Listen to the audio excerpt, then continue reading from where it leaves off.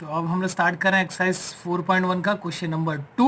देखो question number 2 क्या लिखा है, represent the following situations in the form of quadratic equation. ठीक है, तो यहाँ पे क्या बोला है, कुछ नहीं करना आप लोग को, यहाँ पे सिचुएशन दिए हुए हैं। पहला क्वेश्चन मैंने लिखा है, ऐसे 4 क्वेश्चन है इसके अंदर, वो 4 सिचुएशन दिए हैं, बस उसको कौन से फॉर्म में कन्वर्ट करना है, क्वाड्रेटिक इक्वेशन के फॉर्म में कन्वर्ट करना है। बस क्वाड्रेटिक इक्वेशन बना देना है और ख़त्म करना है। ठीक है, तो पहला क्वेश्चन की तरफ बढ़ते हैं। पहला क्वेश्चन क्या लिखा देखो, the area of rectangular plot is 528 metre square. ठीक है, सबसे पहले क्या बोला है, कौन सा प्लॉट बोला है, रेक्टेंगुलर प्लॉट। तो एक रेक्टेंगल बना लेते हैं, ये हमारा रेक्टेंगल हो गया, इसे क्या बोलते हैं लेंथ, इसको क्या बोलते हैं ब्रेथ। ठीक है, तो इसका एरिया दिया है, मतलब ये पूरा टोटल 528, ये पूरा का पूरा एरिया कितना दिया है 528 मीटर स्क्वायर। ठीक है, आगे क्या बोला, the length of the plot bracket में इन मीटर, मतलब ये जो लेंथ है वो मीटर में, क्योंकि यहाँ पे दिख ही रहा है ना मीटर स्क्वायर है, मतलब लेंथ और ब्रेथ किस में होंगे, मीटर में होंगे। तो क्या बोला है, length of the plot is one more than twice its breath. ठीक है, तो यहाँ किसके बारे में बता रहा है, लेंथ के बारे में। तो लेंथ के बारे में क्या बोला, the length of the plot is, मतलब लेंथ के बारे में बोला है कि वन मोर देन, एक ज़्यादा है, एक ज़्यादा है, किससे ज़्यादा है, ट्वाइस ऑफ इट्स ब्रेथ। अगर मैं ब्रेथ का डबल करूँ, ट्वाइस मतलब क्या होता है 2 टाइम्स, तो अगर मैं ब्रेथ का डबल करूँ और उसमें 1 प्लस करूँ तो मुझे क्या मिलेगा, लेंथ मिलेगा। तो सबसे पहले हम लोग क्वाड्रेटिक में डील कर रहे हैं, और ये क्वाड्रेटिक इक्वेशन ना इन 1 वेरिएबल होगा। ठीक है, कितने वेरिएबल में होगा, सिर्फ 1 वेरिएबल, 2 वेरिएबल नहीं होते, इसलिए मैंने जनरल फॉर्म लिखा था a x square plus b x plus c equal to 0। यहाँ वेरिएबल क्या था, एक्स, और कितना यूज़ हुआ, सिर्फ एक ही, और ए बी सी यहाँ वेरिएबल नहीं है, वो क्या है, नंबर है। ठीक है, तो यहाँ पे एक ही वेरिएबल है, अब एक ही वेरिएबल में हम लोग किसी को एक्स ले सकते हैं, बस दोनों में से किसी एक को। तो अभी क्या बोला, we need to find the length and breadth of the plot. अब यहाँ क्वेश्चन में बोला है कि आपको लेंथ और ब्रेथ फाइंड करना है, जो कि हमें नहीं करना है। हमें सिर्फ क्या करना है इसमें, यहाँ पे बोला सिर्फ क्वाड्रेटिक इक्वेशन फाइंड करना है, लेंथ ब्रेथ फाइंड नहीं करना है। इस क्वेश्चन में लेंथ ब्रेथ फाइंड नहीं करना है, सिर्फ क्वाड्रेटिक इक्वेशन बनाना है और छोड़ देना है। ठीक है, तो अब यहाँ पे बात किया गया है कि लेंथ क्या है, एक ज़्यादा है अगर ब्रेथ का डबल किया जाए, तो दोनों में छोटा कौन है, लेंथ क्या है, एक ज़्यादा है, अगर ब्रेथ का डबल कर दूँ तो छोटा कौन होगा, ब्रेथ। तो ब्रेथ को हम लोग क्या मानेंगे, एक्स है ना, ब्रेथ को क्या मान लेंगे, एक्स। और लेंथ के बारे में क्या बोला, बोलो, लेंथ इज, मतलब लेंथ इज मतलब इक्वल टू, 1 मोर देन मतलब +1, अगर 1 लेस देन बोलता तो हम लोग -1, 1 मोर देन मतलब एक ज़्यादा, तो जो भी आंसर आएगा उसमें +1, अगर 1 लेस देन बोलता तो हम लोग -1 लिखते हैं। लेकिन किसका प्लस करना हमें, ट्वाइस इट्स ब्रेथ, ट्वाइस मतलब 2 टाइम्स, है ना, किसका किसका ट्वाइस करना हम लोग को, ब्रेथ का, ब्रेथ के लिए हम लोग ने एक्स। ठीक है, तो बस अब इसे लिख लेते हैं, तो हमारा आंसर पार्ट यहाँ पे स्टार्ट होगा। तो दोनों में छोटा कौन था, ब्रेथ छोटा था या लेंथ, ब्रेथ छोटा है, तो लिखो let the breadth be x metre. Breadth को क्या ले लिया हम लोग ने, एक्स मीटर, तो लेंथ मिल जाएगा, लेंथ इज इक्वल टू, देखो the length of the plot is का मतलब इक्वल टू, अगर वॉज बोला होता तो भी इक्वल टू लिखते, वर लिखा होता जो भी हम लोग क्या लिखते, इक्वल टू लिखते। ठीक है, तो उसके बारे में बताया, लेंथ के बारे में बताया, तो इज का मतलब इक्वल टू आ गया। बोला 1 मोर देन मतलब +1, अगर 1 लेस देन बोलता तो क्या लिखते हैं हम लोग, -1। क्या बोला है, ट्वाइस मतलब 2 टाइम्स, लेकिन 2 टाइम्स किसका करना है, इट्स ब्रेथ का, तो ब्रेथ को क्या लिया हम लोग ने, एक्स। हमारा लेंथ क्या मिल जाएगा, 2 × x 2x +1, ये भी क्या हो गया, मीटर। तो लेंथ ब्रेथ मिल गया x मीटर, लेंथ क्या मिल गया 2x +1, और गिवन क्या है हमें, एरिया। एरिया कितना गिवन है, 528 मीटर स्क्वायर। तो किसका एरिया दिया है, रेक्टेंगल का, तो एरिया ऑफ रेक्टेंगल का formula, area of rectangle is equal to क्या होता है बोलो, L इंटू बी। ठीक है, तो एरिया की वैल्यू यहाँ पे लिख लेते हैं। एरिया की वैल्यू कितनी है 528, उसके नीचे लिखो। लेंथ कितना है बोलो, लेंथ कितना है 2x प्लस 1 इंटू, ब्रैकेट का मतलब भी इंटू होता है। अच्छा याद रखना, दो या दो से ज़्यादा टर्म जब भी दिखे किस में डालेंगे हम लोग, ब्रैकेट में। तो ये कितने टर्म है, दो टर्म, इसलिए हम लोग किस में लिखेंगे, ब्रैकेट में। और b की वैल्यू कितनी है बोलो, x। तो ये हो गया 528। अब ये जो x है वो एक से मल्टीप्लाई का या दोनों से, बोलो एक से मल्टीप्लाई का या दोनों से, दोनों से मल्टीप्लाई होगा। तो 2x इंटू एक्स क्या होगा, 2x स्क्वायर। ये कौन सा साइन है, प्लस 1 इंटू एक्स क्या हो जाएगा, x है ना। तो अपने को क्या करना है, इक्वल टू के साइड जीरो होना चाहिए। तो ये जो प्लस है इधर आके क्या हो जाएगा, माइनस। तो क्या लिखेंगे, ज़ीरो इज इक्वल टू, ये 2x स्क्वायर ऐसे लिखेंगे, ये x को भी ऐसे लिखेंगे, सिर्फ इसको भेजेंगे। तो ये प्लस इधर क्या हो जाएगा, माइनस। अब इसको यहाँ पे ऐसा लिख लो, क्या हो जाएगा 2x square plus x minus 528 equal to क्या हो गया, 0। और ये बन गया हमारा क्वाड्रेटिक इक्वेशन। कैसे बोल सकते हैं हम लोग क्वाड्रेटिक इक्वेशन, क्योंकि डिग्री क्या है 2 और इक्वल टू के साइड क्या है 0। बस हमें लेंथ और ब्रेथ नहीं फाइंड करना है, क्योंकि क्वेश्चन में ही बोला है, सिर्फ ये जो सिचुएशन दिए गया है उसको कौन से फॉर्म में लिखो, क्वाड्रेटिक इक्वेशन को सॉल्व नहीं करना है। तो हम लोग ने उसको क्वाड्रेटिक इक्वेशन के फॉर्म में लिख दिया। ठीक है, अब क्वेश्चन नंबर 2 देखते हैं क्या लिखा है। देखो, the product of two consecutive positive integers is 306। We need to find the integer. सबसे पहले यहाँ बोला इंटीजर फाइंड करो, तो वो हमें नहीं करना है। मैंने बताया था क्या करना है, सिर्फ क्वाड्रेटिक इक्वेशन बनाना है और छोड़ देना। तो सबसे पहले क्या बोला है, द प्रोडक्ट। पहले बताओ प्रोडक्ट क्या होता है। प्रोडक्ट का मतलब क्या होता है, मल्टीप्लिकेशन। ये काटा नहीं हुआ, मल्टीप्लिकेशन का साइन है। ठीक है, प्रोडक्ट का मतलब क्या होता है, मल्टीप्लिकेशन ऑफ, क्या बोला है, to consecutive positive integer. Consecutive मतलब एक के बाद एक, कौन से दो, पॉजिटिव इंटीजर। पॉजिटिव मतलब जो 1 से स्टार्ट होता है, नेचुरल नंबर ना, 1 2 3 4 5 6, कहाँ तक जाएगा वो, इनफाइनाइट तक। तो पॉजिटिव इंटीजर मतलब नेचुरल नंबर। तो ये जो दो कॉन्जिक्यूटिव नेचुरल नंबर है ना, इज 306, मतलब वो दोनों का अगर मैं मल्टीप्लाई करूँ तो आंसर क्या आएगा, 306। वापस पढ़ो क्या लिखा, the product of two consecutive positive integer is 306। दो एक के बाद एक नंबर, जैसे पहला 1 है तो दूसरा क्या होगा 2, अगर पहला 2 है दूसरा क्या होगा 3, हाँ या ना। तो अगर मैं सपोज इसको x मानता हूँ, क्योंकि मुझे एक को x मानना ही होगा, क्वाड्रेटिक इक्वेशन है, तो अगर मैं इसको x मानूँ तो मेरा दूसरा कॉन्जिक्यूटिव नंबर क्या होगा। देखो ये 3 कैसे आएगा, अगर x प्लस 1 करूँगा तो ना, है ना। 2 में 1 प्लस कर दूँ तो ही नेक्स्ट नंबर मिलेगा कि नहीं। तो हम लोग क्या करेंगे, वो दो कॉन्जिक्यूटिव नंबर क्या मानेंगे, पहले वाले को x, दूसरे वाले को x प्लस 1, है या ना, एक के बाद एक और। अगर सपोज 14 और 15 होगा तो इसको मैं क्या मानूंगा, x, छोटे वाले को x, दूसरा क्या हो जाएगा x प्लस 1। अगर हम 14 में 1 प्लस कर दूँ क्या मिल जाएगा 50। ठीक है, तो लिख लेते हैं सबसे पहले आंसर में, हमारे मेन आंसर में क्या लिखेंगे, लेट द टू कॉन्जिक्यूटिव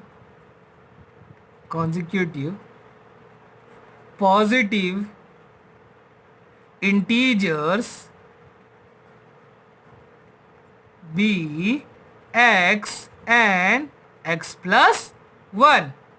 कि दो कॉन्जिक्यूटिव पॉजिटिव इंटीजर चाहिए एक के बाद एक, तो पहला ले लिया x, दूसरा क्या हो गया x प्लस 1। अब कहानी पढ़ते हैं। कहानी क्या बोला, द प्रोडक्ट, प्रोडक्ट मतलब मल्टीप्लाई करना है। किसका मल्टीप्लाई करना है, to consecutive positive integer is 306, मतलब ये दोनों नंबर का मल्टीप्लाई करेंगे। इसका मतलब बताया था मैंने, इक्वल टू, मतलब ये दोनों का मल्टीप्लिकेशन किसके इक्वल होगा, 306 के। तो मल्टीप्लाई करो अकॉर्डिंग टू क्वेश्चन,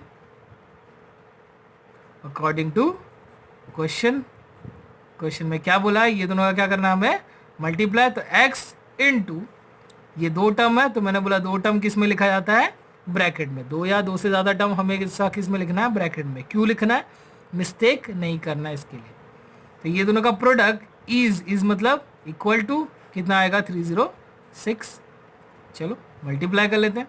अब ये एक से मल्टीप्लाई होगा या दोनों से, ये जो x है वो किससे मल्टीप्लाई, एक से होगा दोनों से, दोनों से। तो पहला x इंटू एक्स क्या हो जाएगा x square plus x into one क्या हो जाएगा x इक्वल टू 306। क्या क्वाड्रेटिक इक्वेशन बोलेंगे? नहीं। कब तक नहीं बोलेंगे? जब तक इक्वल टू के साइड क्या हो जाए, जीरो ना आ जाए। तो इसको इधर भेजेंगे, ये प्लस इधर क्या हो जाएगा माइनस, तो x square plus x minus 306 equal to क्या हो गया जीरो। क्या ये क्वाड्रेटिक है? हाँ है। क्वाड्रेटिक के लिए इक्वल टू इस साइड जीरो होना चाहिए और हाईएस्ट पावर क्या होना चाहिए 2। तो ये बन गया हमारा क्वाड्रेटिक इक्वेशन। ठीक है, समझा? तो क्वेश्चन नंबर 3 देखते हैं हम लोग। क्या लिखा क्वेश्चन नंबर 3 में? Rohan's mother is 26 year older than him. मतलब क्या बोला है? रोहन की मम्मी 26 साल, ओल्डर मतलब बड़ी है, देन हिम सीधी बात है उसकी मम्मी उससे बड़ी ही होंगी, आया ना? ठीक है, तो क्या बोला है? रोहन की मम्मी उससे कितनी साल बड़ी है? 26 ईयर। तो छोटा कौन हुआ? रोहन। द प्रोडक्ट, वापस प्रोडक्ट का मतलब मल्टीप्लाई, प्रोडक्ट का मतलब multiply. The product of their edges, मतलब ये दोनों के जो एजेस है ना वो लोग का multiply 3 years from now will be 360। अब मल्टीप्लाई तो करना है एज का, लेकिन कौन से एज का? 3 ईयर्स फ्रॉम नाउ, मतलब प्रेजेंट एज से 3 साल के बाद का एज। ठीक है, जो अभी जो प्रेजेंट एज है उससे क्या करना है, उसके 3 साल के बाद के एज का मल्टीप्लाई करेंगे ना, तो वो क्या बनेगा? विल बी 360 होगा। किसका मल्टीप्लाई करना है? दोनों, रोहन का अभी से 3 साल के बाद का एज और उसके मम्मी का 3 साल के बाद का एज। ठीक है, ये दोनों का मल्टीप्लिकेशन कितना होगा? 360। We would like to find the Rohan present age. यहाँ बोला है हमें क्या करना है? रोहन का प्रेजेंट एज फाइंड करना है, लेकिन हमें नहीं करना है। हमें सिर्फ क्या करना है? यहाँ पे सिर्फ क्वाड्रेटिक इक्वेशन बनाना है। अच्छा, हम लोग सॉल्व क्यों नहीं कर रहे हैं? क्योंकि सॉल्व आगे होगा। आगे हमें वही बोला था, मैंने आपको स्टार्टिंग में बताया 3 मेथड है, 3 मेथड से हमें सॉल्व करना है। ठीक है, अभी फ़िलहाल में हम लोग क्या कर रहे हैं? क्वाड्रेटिक इक्वेशन बनाना सीख रहे हैं। आगे क्या होगा? हम लोग क्वाड्रेटिक इक्वेशन बनाएंगे भी और उसे सॉल्व भी करेंगे। फिलहाल में हमें क्या करना है? क्वाड्रेटिक इक्वेशन बनाना सीखना है। ठीक है, तो सबसे पहली बात, दोनों एज में, रोहन के मदर की एज में और रोहन की एज में छोटा कौन है? रोहन है। तो उसको हम लोग क्या ले लेंगे? उसकी एज को x। तो let the present age of Rohan, पहले मैं रोहन ले रहा हूँ, ठीक है, ये present age is equal to x years और मदर्स एज, रोहन्स एज और यहाँ पे मदर्स एज क्या होगा?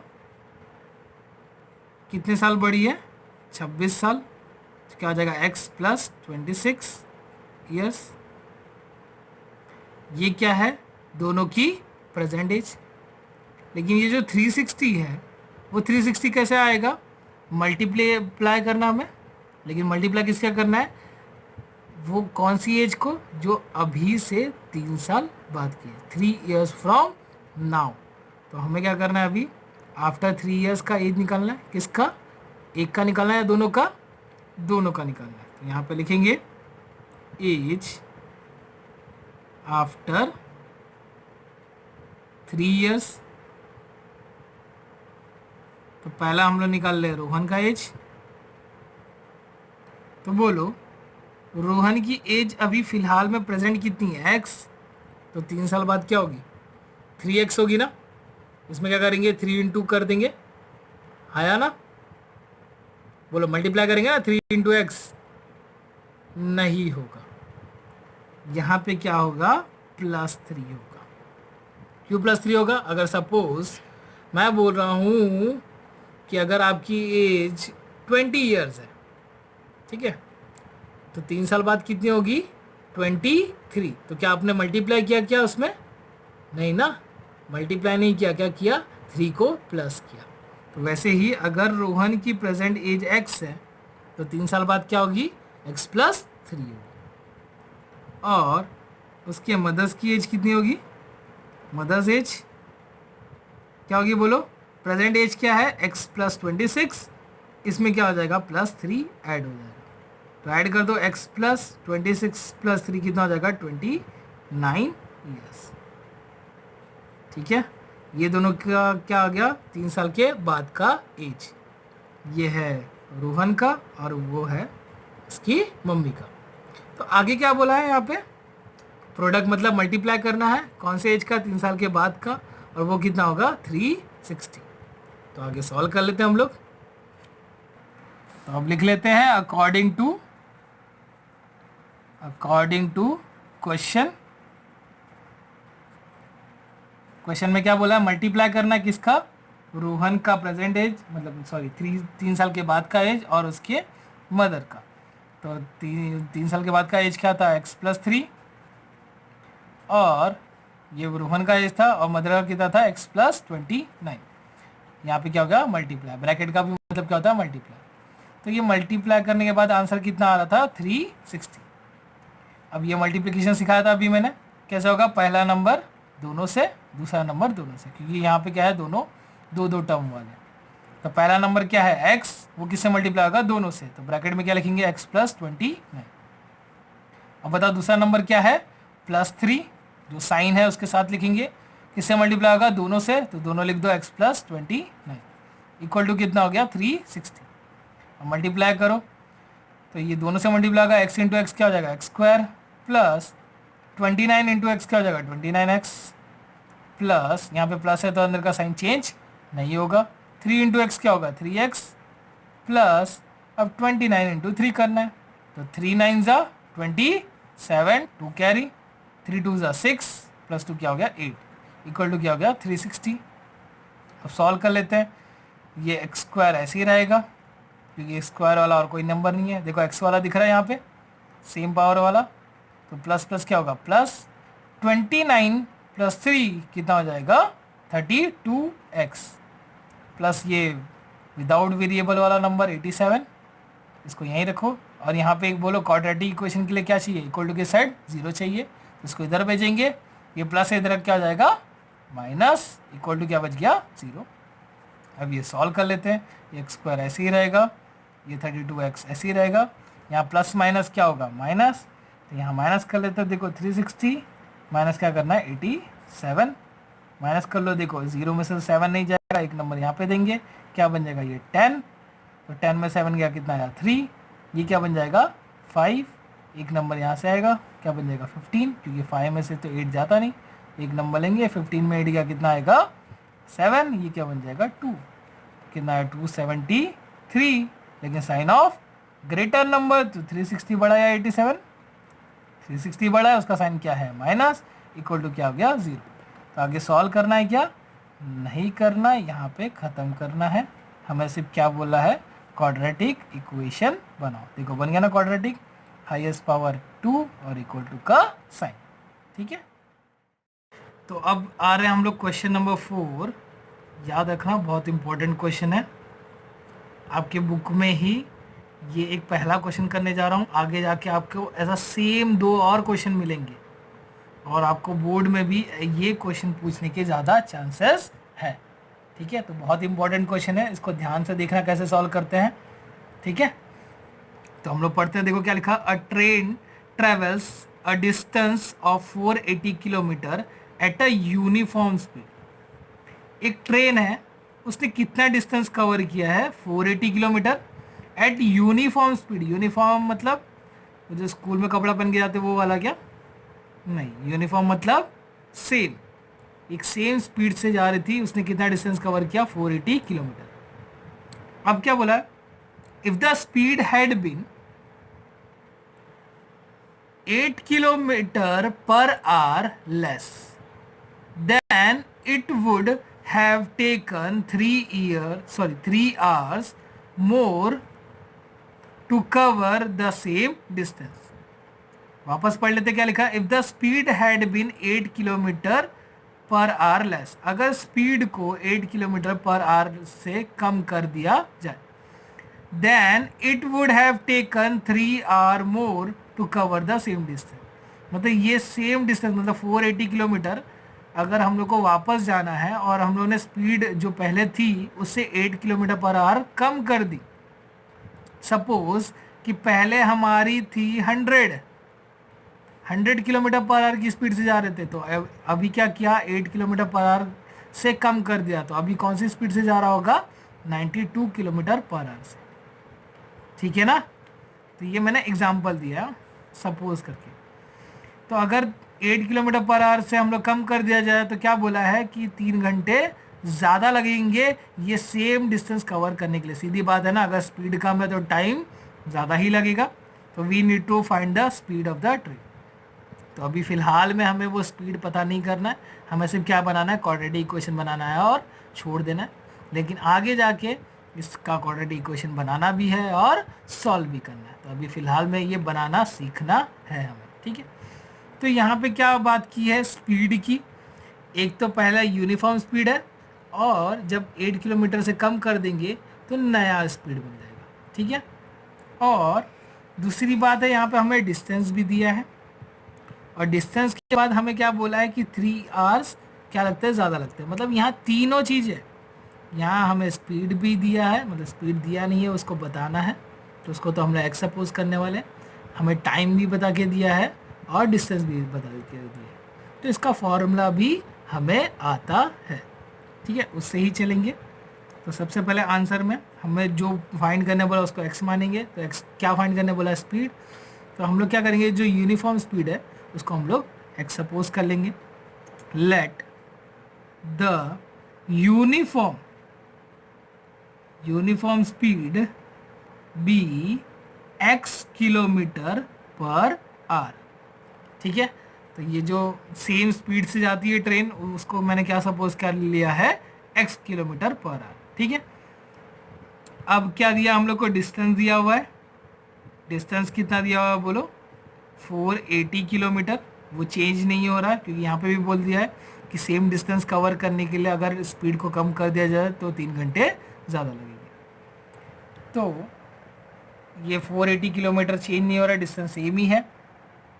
बस क्या बोला, अगर स्पीड को कम कर दिया जाए तो 3 घंटे ज़्यादा लगेंगे। तो मतलब टाइम के बारे में बता रहा है कि अगर मैं क्या करूँ, 8 किलोमीटर पर आवर से इस स्पीड को कम कर दूँ तो 3 घंटे ज़्यादा लगेंगे।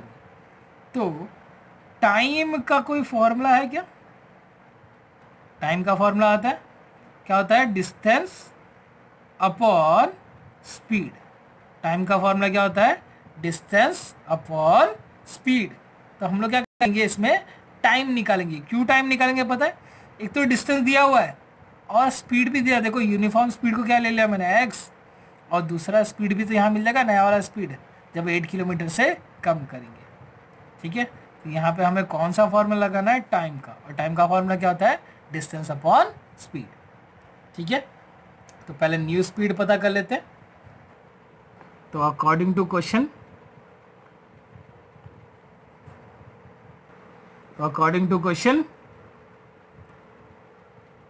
क्या हुआ है, if the speed had been, क्या बोला है, 8 किलोमीटर पर आवर लेस, अगर स्पीड हम लोग का कम कर दे 8 किलोमीटर पर आवर से, तो हमारी जो न्यू स्पीड है ना, न्यू स्पीड, वो न्यू स्पीड क्या हो जाएगी, पहले वाली स्पीड क्या थी, एक्स थी, उसमें से ये 8 किलोमीटर पर आवर कम हो जाएगी, तो x minus 8 kilometre per our हो जाएगी, है ना। ये न्यू स्पीड मिल गई। अब क्या करेंगे हम लोग, टाइम निकालेंगे। क्यों टाइम निकालेंगे, क्योंकि क्या बोला है कि अगर ये स्पीड ये कम वाले स्पीड से चलाया जाए ना, तो पहले जितना टाइम लगता था उससे कितना लगेगा, 3 घंटे ज़्यादा लगेगा। तो हम लोग निकालेंगे time taken by train eight, सबसे पहले एट यूनिफॉर्म स्पीड में कितना टाइम ले रहा वो निकालेंगे। तो टाइम का फॉर्मूला अभी बताया था, टाइम क्या होता है, डिस्टेंस अपॉन स्पीड होता है। टाइम का फॉर्मूला क्या होता है? Distance upon speed. तो चलो बताओ, यूनिफॉर्म स्पीड में डिस्टेंस कितना था? बोलो डिस्टेंस कितना है? सेम ही है ना। तो डिस्टेंस कितना है? 480 किलोमीटर। डिवाइड बाय क्या लिखा है? स्पीड। तो यूनिफॉर्म के टाइम पे स्पीड कितना था? एक्स, यानी इतने आवर्स लगेंगे, क्योंकि टाइम निकाला ना हम लोग ने, time taken by train eight uniform speed.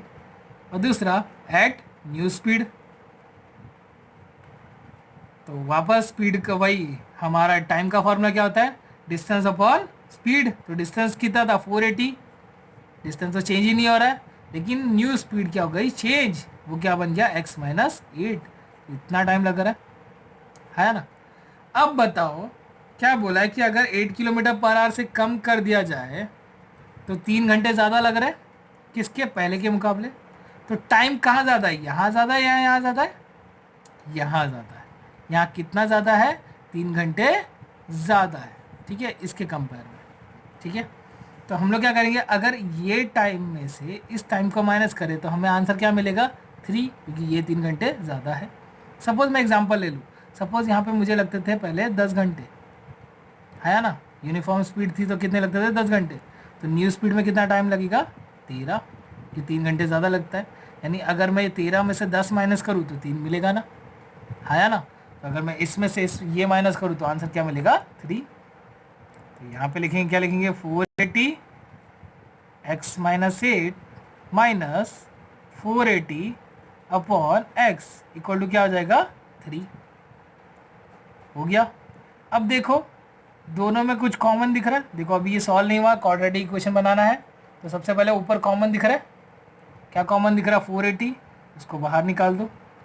अच्छा, नीचे भी कॉमन दिख रहा है, x कॉमन दिख रहा है, निकाल देते हैं हम लोग। बोलो निकालेंगे क्या? बोलो निकाल सकते हैं क्या? नहीं निकाल सकते, क्योंकि यहाँ माइनस में है, ये x माइनस 8 है। अगर सिर्फ x होता तो निकाल लेते। ठीक है, तो यहाँ पे क्या है? x है, यहाँ x माइनस 8 है, तो नहीं निकाल सकते। सिर्फ ऊपर 480 कॉमन था, निकाल दिए।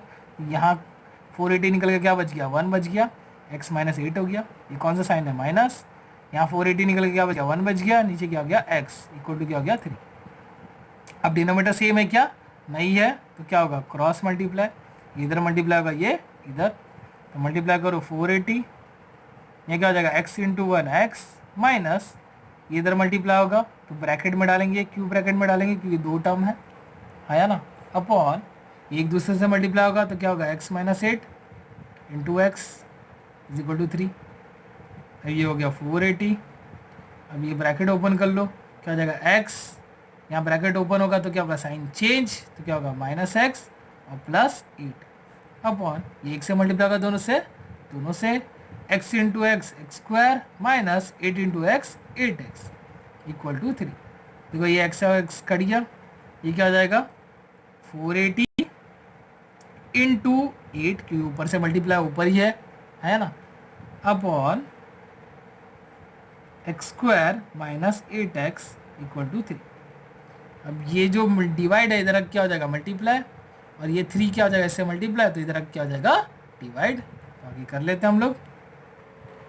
तो क्या था? 480 इंटू 8, और यहाँ पे 3 था, वो एक्स स्क्वायर माइनस क्या मल्टीप्लाई होगा? 8x। अब ये 3 मल्टीप्लाई इधर क्या हो जाएगा? डिवाइड। पहले डिवाइड कर देंगे, एक्स स्क्वायर माइनस 8x। देखो 3 की टेबल में 8 तो नहीं जाता, 480 जाएगा, काटो, 3 1 जा। देखो 3 की टेबल में 4 नहीं आता, लेकिन कम नंबर लेंगे, 3 1 जा 3। 4 में से 3 का कितना बच गया? 1, तो 1 यहाँ पर कैरी हो जाएगा, मतलब बाजू में आ जाएगा। क्या बन गया? 18। तो 3 की टेबल में 18 कब आता है? 6 जा, और क्या बचा? 1 0। तो इसका मल्टीप्लाई कर दो, 160 इंटू 8, 8 0 जा 0, 8 6 जा 48, 4 कैरी, 8 1 जा 8 plus 4 12 is equal to x square minus 8x। अब क्या होगा? क्वाड्रेटिक इक्वेशन बनाने के लिए इक्वल टू के साइड क्या होना चाहिए? 0। तो इसको यहाँ भेज देंगे, ये क्या हो जाएगा? 0 is equal to x square minus 8x। ये जो पहले था वैसे सेम लिखना है, बस ये इधर आके ये प्लस है, इधर क्या हो जाएगा? माइनस 1280।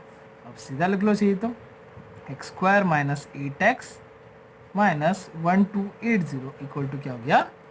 0। ये क्या बन गया? Quadratic equation. ठीक है, तो ये क्वेश्चन बहुत ही इम्पोर्टेंट था, इस क्वेश्चन को ध्यान से देखना, ये क्वेश्चन के आने के बहुत ज़्यादा चांसेस है। ठीक है।